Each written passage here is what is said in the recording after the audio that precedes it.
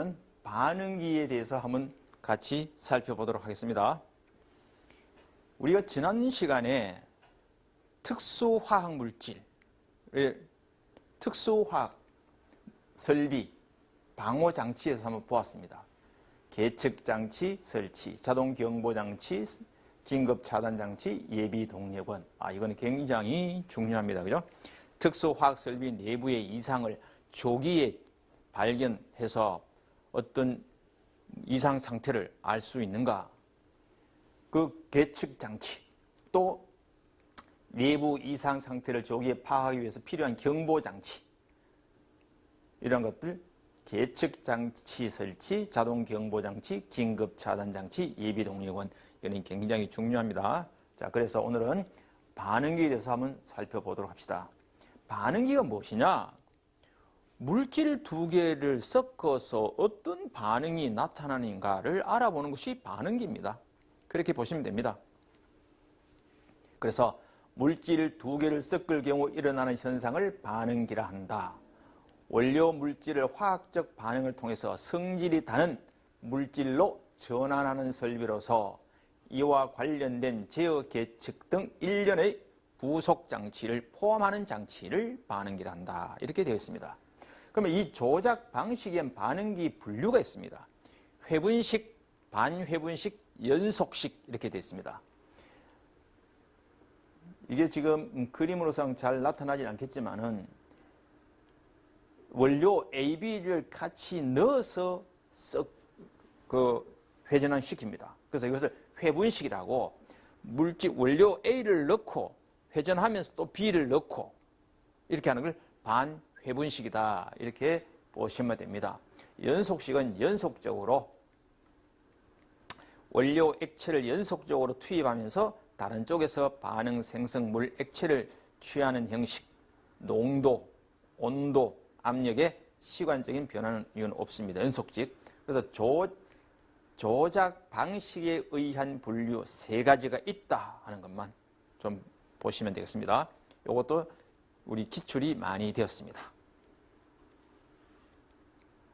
그 다음에 구조 방식에 의한 분류, 관형 반응기, 탑 반응기, 교반 조형 반응기 세 가지가 있다. 이렇게 보시면 좋겠습니다. 그 다음 반응기의 세 가지 역할, 열의 전달, 교반 실시, 상간 혼합, 반응기 설계 시 주요 사항, 반응을 위한 조건, 온도, 압력, 부식성, 상의 형태, 체류 시간, 이건 뒤에 나오는 정류탑도 똑같습니다. 그 다음에 반응기 일상의 점검 사항, 본행제의 파손 상황, 도장의 열화 정도. 도장의 열화 정도란 이야기는 그 관에 스팀이 되든 뭐든 그 열에 의해서 배관의 페인팅 외부가 부식이 되거나 벗겨질 경우에 그런 상태들 본다 이 말입니다. 점검한다. 볼트의 풀림 여부, 프렌지 맨홀, 용접부 등에서의 노출 여부, 전기 배관의 열평창에 의한 과도한 힘이 가해지지 않는지의 여부 등을 반응기 일상 점검 사항이다. 이것은 또 기출에 잘 묻습니다. 반응기 일상의 점검 사항, 반응기 설계 시 주요 사항, 이 두 가지는 필기에서 잘 묻습니다.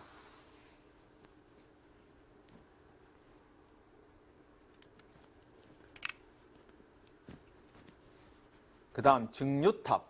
정류탑도 뭐냐?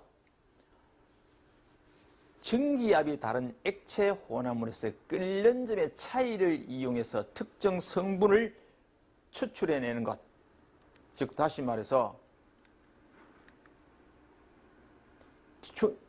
여기 이제 정류탑이라면은 우리 석유화학단지 같은 데 가보면은 옥탄값별로 가솔린, 등유, 석유 해서 나중에 아스팔트유까지 이렇게 뽑아냅니다. 이 정류탑에서 뽑아낸다. 이렇게 보시면 됩니다. 그래서 용액의 성분을 증발시켜 끓는 점의 차이를 이용해서 증발분을 응축해서 원하는 성분로 분류하는 기기가 정류탑이다. 그 정류탑에도 종류가 충전탑, 단탑, 포종탑 이렇게 세 가지가 있습니다. 충전탑이란 증기와 액체와의 접촉 면적을 크게 하기 위해서 탑 속에 충전물을 채우는 형태의 탑이고, 단탑은 빈 탑 속에 수개, 수십 개의 이 단으로 채워져 있어가지고 각각의 단을 단위로 해서 증기의 액체를 접속시켜 증류, 흡수, 추출한 장치입니다. 포종탑, 탑 속의 각 단면에 포종을 설치해서 유해 성분의 흡수 요율을 높인 장치. 그래서 액체가 상단에서 하단으로 유출된다. 증류탑 설계 시 주요사항. 이것은 아까 앞에서 반응기의 설계 주요사항과 똑같다. 반응기와 똑같다. 증류탑의 일상 점검사항. 이것도 아까 앞에서 말하는 반응기와 똑같다. 반응기와 동일하다. 본행제의 파손 상황, 도장의 열화 정도, 볼트의 풀림 여부, 플랜지 매놀 용접부에서의 누출 여부, 증기 배관의 열팽창에 의한 과도한 힘이 가해지지 않는지에 대한 여부, 이런 것을 일상 점검 사항이다. 설계 시 주요 사항과 증류탑의 일상 점검 사항, 이것은 꼭 좀 보셔야 됩니다. 그 다음에 열교환기입니다. 열교환기는 뭐냐? 고온의 유체와 저온의 유체와 사이에서 열을 이동시키는 장치다. 열은 높은 온도에서 낮은 온도로 흐릅니다. 사용 목적에 의한 분류가 있습니다. 이 열교환기 목적이 열교환기, 냉각기, 가열기, 응축기, 증발기, 이런 것들이 열교환기의 분류를 사용 목적에서 이렇게 했습니다. 폐열의 회수를 목적으로 하는 경우 열 교환한 거, 냉각기, 고온 유체의 냉각을 목적으로 하는 거, 가열기, 저온측의 유체의 가열을 목적으로 하는 거, 이거는 냉각 목적, 이건 가열을 목적, 증기의 응축을 목적으로 하는 응축기, 저온측 유체의 증발을 목적으로 하는 거, 증발기, 이렇게 분류를 합니다. 그 다음에 구조에 의한 분류에서 열교환기에서 다관식 열교환기, 이중관식 열교환기, 코일식 열교환기 세 개가 있습니다. 그 다음 열교환기의 일상점검, 아까 앞에서 봤는 반응기와 증류탑과 이 사항은 같다, 이렇게 보시면 됩니다.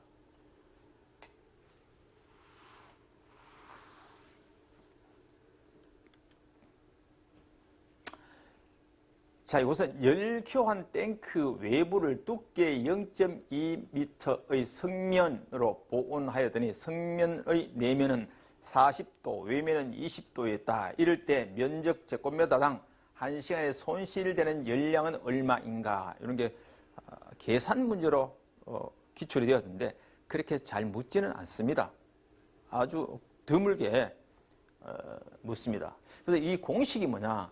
열교환기의 열 손실 열량 공식이 전열 계수 곱하기 단면적 곱하기 두께분의 온도 변화량, 이게 공식입니다. 그래서 이 A가 요 면적하는 단면적을 나타냅니다. 그 다음에 두께, 온도. 그래서 여기 다 나타났습니다. 여기서 전열 계수가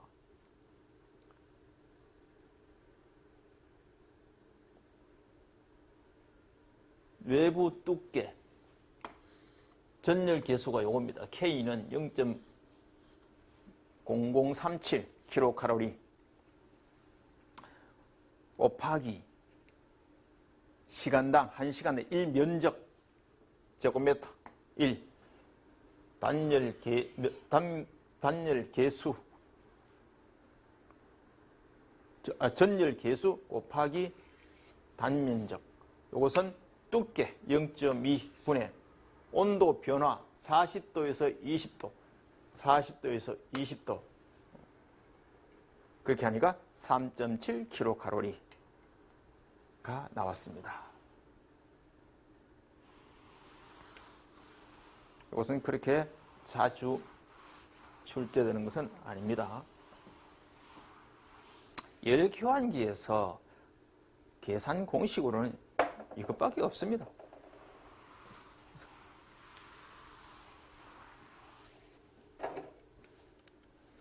다음은 또 건조설비 한번 보겠습니다. 건조설비. 건조설비가 오히려 비중이 좀 높습니다. 건조설비. 우리 가정집에서 그 식자재를 건조시키는 것도 있죠. 예. 수분을 포함한 재료로부터 열에 의해서 고체중의 수분을 기화 증발시키는 장치. 우리 식자재도 가정집에서 뭐 고구마, 뭐 감자 여러 가지 식자재를 썰어서 건조시켜 가지고 우리가 이렇게 합니다. 그게 수분을 빼내는 거죠. 수분을 빼내는 거죠. 이 건조시키는 드라이 시키는 거죠. 그래서 위험물 건조 설비 중 건조실을 설치하는 건축물의 구조가 있습니다. 아주 이것은 중요합니다. 건조실을 독립된 단층 구조로 해야 되는 그 경우가 있는데 위험물이 발생하는 가열 건조, 위험물이 아닌 물질을 가열 건조, 위험물 또는 위험물이 발생하는 물질을 가열하는 경우가 있고 그렇지 아니한 경우 둘로 나눕니다. 그러면 위험물이 발생하는 경우 내용적 1 입방메타 위험물이 아닌 물질을 건조하는 경우는 고체 액체는 10kg 시간당 기체는 무게로 나타낼 수 없으니까 1 입방메타 기체는 전기 사용량은 10kW 그래서 이것을 1, 10, 1, 10 1 입방메타 10kg 1 입방메타 10kW 이것은 위험물일 경우 위험물을 가열할 때 이것은 위험물이 아닌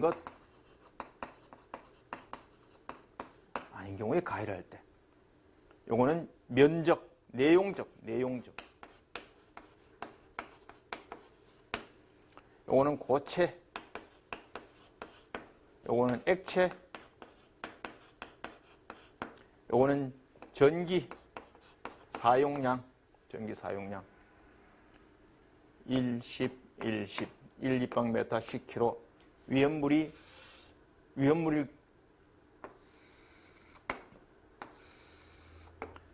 위험물일 경우에 가열 건조한 경우, 위험물이 아닌 경우에 가열 건조하는 경우. 위험물은 내용적은 1 입방메타, 위험물이 아닌 경우는 고체는 10kg, 액체는 1 입방, 전기 사용량은 10kW. 이렇게 좀 구분해서 노트해 주시면 좋겠습니다.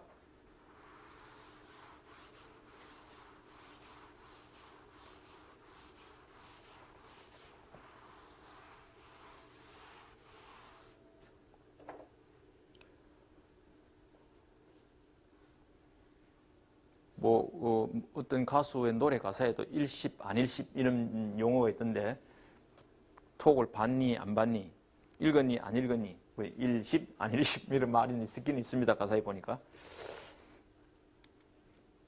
그 다음에 건조설비의 구조는 구조 부분, 가열장치, 부속설비 이런 것이 있습니다. 건조설비를 구조 부분에 보면은 구조 부분은 몸체, 내부 구조, 내부 구동장치 등은 구조에 속하고 열온장치, 순환용 송풍기는 가열장치에 속하고 부속설비에 환기장치, 온도조절장치, 안전소화 전기설비 지난번에 건조설비의 부속설비가 아닌 것은 이렇게 한번 또 기출되었던 적도 있습니다. 부속설비, 환기설비, 온도조절장치, 안전장치, 소화장치, 전기설비는 부속설비고 가열장치는 열과 관계 있습니다. 열온장치, 순환용 송풍기. 구조는 몸체, 내부 구조, 내부 구동장치 이랬습니다. 부속설비에서 지난번에 한번 또 기출은 되었습니다. 그 다음 건조설비의 구조를 또 자세히 보면은 건조 설비는 불연성 재료, 내면과 외부 선반, 틀도 불연성 재료. 우리 그 기계 할 때 아시틸렌 용접 장치, 가스 집합 용접 장치 할 때 거기 구조도 전부 다가 천정, 기둥, 벽, 본 전부 다 불연성 재료 이렇게 기억을 나실 겁니다. 건조 설비도 마찬가지 불연성 재료입니다. 설비의 바깥, 내면 전부 다 불연성 재료다. 불연성 재료, 불에 타지 않는 재료다. 그 다음에 건조물의 위험 설비의 측벽이나 바닥은 견고한 구조로, 위험물의 건조 설비는 그 상부를 가벼운 재료로 가벼운 재료로 만들고 주의사항을 고려해서 폭발구를 설치한다. 위험물 건조 설비는 건조하는 경우에 발생하는 가스, 증기, 분진을 안전한 장소로 배출할 수 있는 구조로 해야 한다. 이렇게 되어 있습니다. 액체 연료 또는 인화성 가스를 열원의 연료로 사용하는 건조 설비는 점화하는 경우에는 폭발이나 화재를 동반하기 때문에 이를 예방하기 위해서 연소실이나 그 밖의 점화한 물을 환기시킬 수 있는 구조, 환기시킬 수 있는. 우리가 모든 그 건조 설비뿐만 아니고 가스를 사용하거나 이럴 때는 전부 다 환기, 통풍, 가스가 정체되지 않도록 그렇게 해야 됩니다. 그 다음에 7번째, 건조 설비 내부는 청소하기 쉬운 구조로 하고 설비 감시창 출입구의 배기구동 같은 경우는 발화 시에 불이 다른 곳으로 번지지 아니하는 위치에 설치하고 필요한 건 즉시密폐할 수 있는 구조로 하고 이렇게 했습니다. 건조 설비의 내부의 온도가 국부적으로 상승하지 않도록도 하고 위험물 건조 설비의 열원으로서 그 불을 바로 직화를 사용하지 않을 것. 바로 불을 대어서 건조시키지 말라는 겁니다. 불나죠. 불납니다. 그러면은.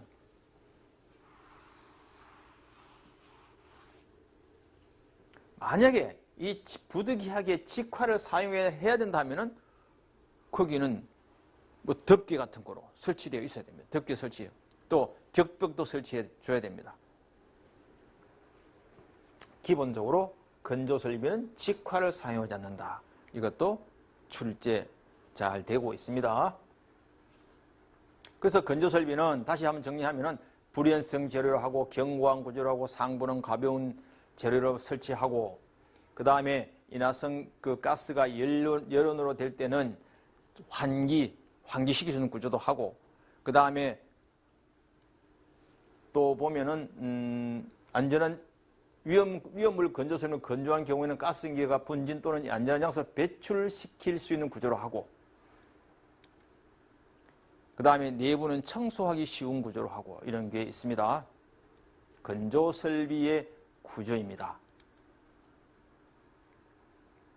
그 다음에 위험물 건조 설비 사용 시 화재 예방을 위한 준수 사항이 있습니다. 중요합니다. 우선 위험물 건조 설비를 사용하는 미리 내부를 청소하거나 환기한다. 첫째, 환기. 그 다음에 위험물 건조 설비를 사용하는 경우 그로 인해서 발생하는 가스증기 분진에서 화재 폭발 위험이 있는 물질을 안전한 장소로 배출시킨다. 위험물 건조 설비를 사용해서 가열 건조하는 건조물은 쉽게 이탈되지 않도록 한다. 이 이야기가 잘 나옵니다. 쉽게 이탈되지 않도록. 가열 건조하는 건조물은 쉽게 이탈되지 않도록. 고온으로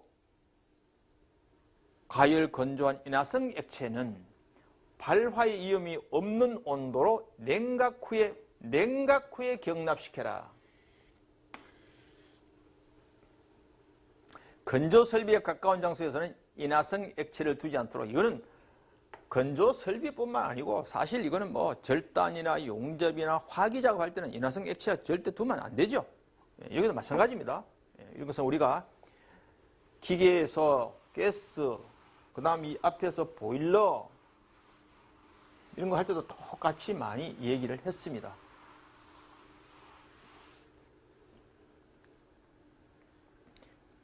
건조 설비 화재 예방을 위한 준수 사항. 이건 기본적으로 우리가 상식적으로도 접근할 수 있습니다.